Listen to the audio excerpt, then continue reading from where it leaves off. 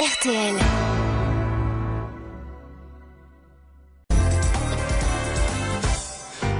La principale information, elle est aujourd'hui à la une du Parisien qui titre « Sandwich et kebab, alerte à la malbouffe ». Vous l'avez lu, Jean-Pierre Coff? C'est de la merde.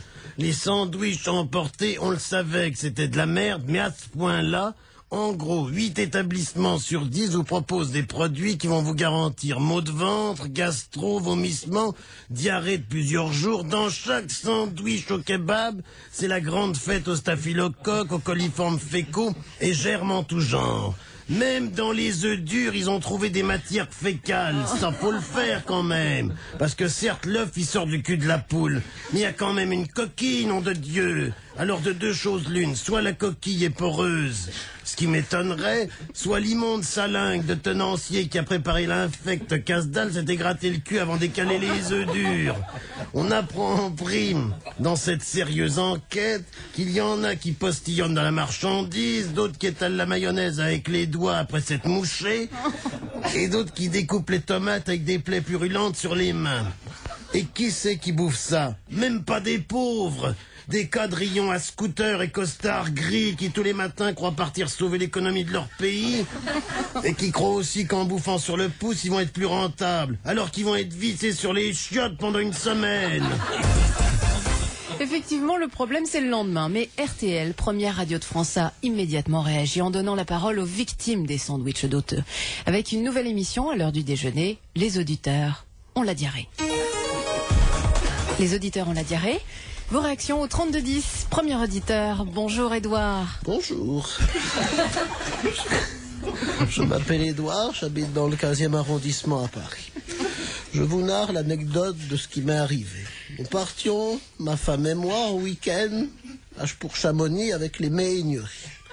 Évidemment, Madame Méhaignerie, en bonne maîtresse de maison, avait préparé ses sandwichs au jambon à la maison. Un peu pris par le temps, Marie-Jo n'avait rien prévu. Qu'à cela ne tienne.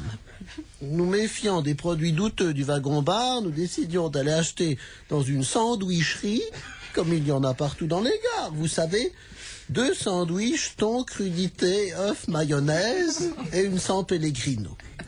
C'est à Macoloché que j'ai commencé à avoir les premiers frissons.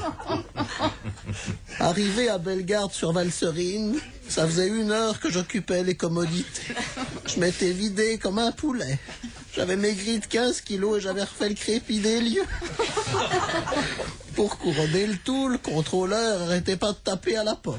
Il a fallu que je lui donne mon billet sous la porte. Et comme j'avais utilisé tout le papier, le billet était tout souillé. Arrivé à Chamonix, les Méhaigneries étaient en pleine forme, moi j'étais tout jaune. Je me suis précipité chez mon médecin traitant qui m'a diagnostiqué ceci, que j'avais mangé un sandwich avec du caca dedans. Nous avons un témoignage de Jacques L. de Boulogne-sur-Mer. Bonjour, c'est Jacques. Je m'occupe actuellement d'une femme qui mène une vie trépidante. Hier, nous étions en banlieue, à Clichy-sous-Bois. Nous n'avions pas eu beaucoup de temps pour nous restaurer.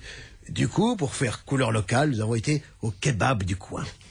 Résultat des courses, en plein débat participatif, elle n'a pas eu le temps d'arriver jusqu'au petit coin.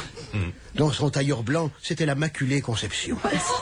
Et ce matin, Bruno Maigret était l'invité de Christophe Delatte. Mais nous avons aussi son témoignage. Ce ne sont pas des procédés démocratiques. On a essayé de m'empoisonner hier soir avec un sandwich qui m'a été livré par un certain JMLP de Montretout. Résultat, ce matin, je me tortillais sur ma chaise, j'ai failli saloper tout le studio Jean Farand. Et du coup, tout le monde m'a dit que j'étais à chier. Alain Juppé, ça vous inspire une histoire drôle? C'est ma spécialité. Et en plus, elle a un rapport direct avec le problème évoqué. Sauf que ça se passe dans un restaurant. Alors ça se passe dans un restaurant, comme je vous le disais, le serveur a un panari. Pour le faire mûrir, il le laisse tremper dans la blanquette. Alors, un client s'en aperçoit, il lui dit « Dites donc, c'est dégueulasse, il vaut pas mieux de vous le foutre dans le cul ». Et le serveur répond « Mais c'est ce que je fais entre chaque plat ». Mais le problème des sandwichs avariés n'est pas récent. Souvenons-nous du commissaire Maigret avec Jean Richard.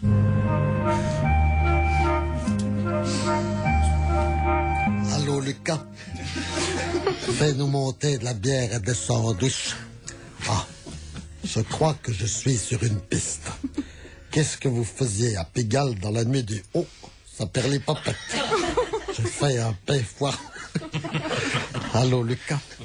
Viens continuer avec le témoin. Moi, à cause de ton maudit sandwich, je suis rentré à une séance près. Dans cette station aussi, certains animateurs ont des problèmes gastriques. Bonjour. Bonjour. Aujourd'hui, on ne pouvait pas le rater. Nous recevons une victime de la restauration rapide, Patrick Brumel. Alors Patrick, racontez-nous comment ça s'est passé.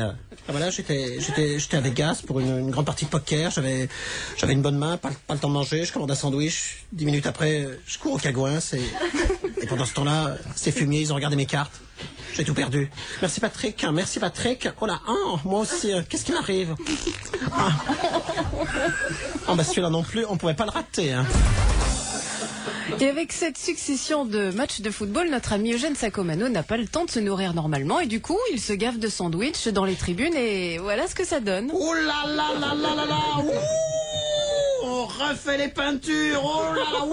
J'ai les tripes en folie et du coup, là là là là, je suis comme le Paris Saint-Germain dans la merde. Oh là là là là, c'est occupé.